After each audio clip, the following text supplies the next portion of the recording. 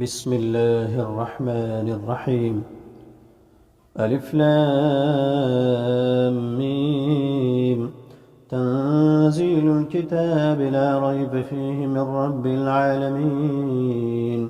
أم يقولون افتراه بل هو الحق من ربك لتنذر قوما ما أتاهم من نذير من قبلك لعلهم يهتدون.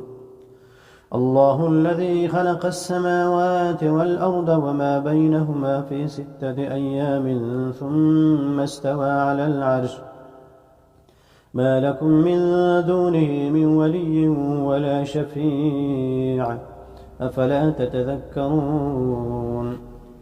يدبر الأمر من السماء إلى الأرض ثم يعرج إليه في يوم كان مقداره 1000 سنة مما تعدون.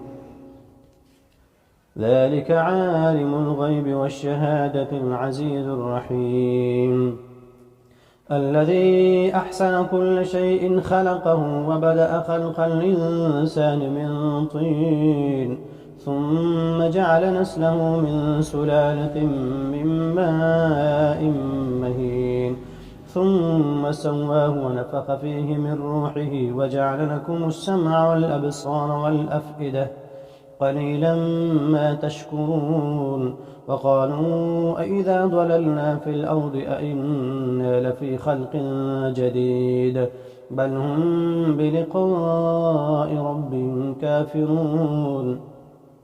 قل يتوفاكم ملك الموت الذي وكل بكم ثم إلى ربكم ترجعون.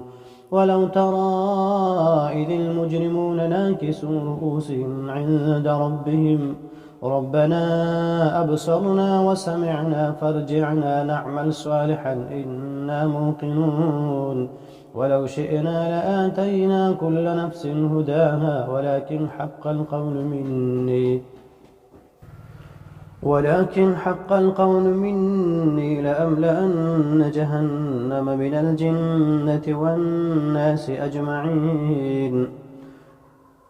فذوقوا بما نسيتم لقاء يومكم هذا إنا نسيناكم وذوقوا عذاب الخلد بما كنتم تعملون.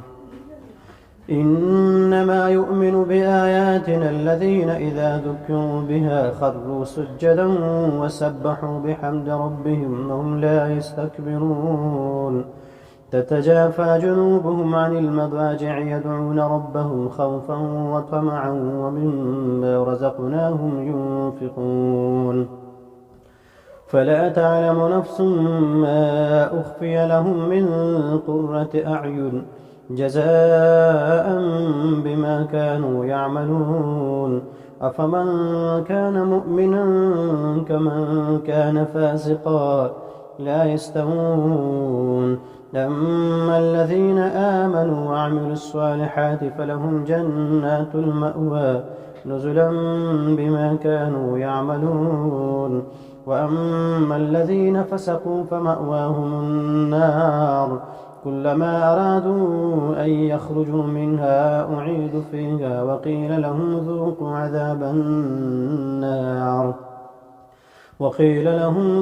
عذاب النار الذي كنتم به تكذبون.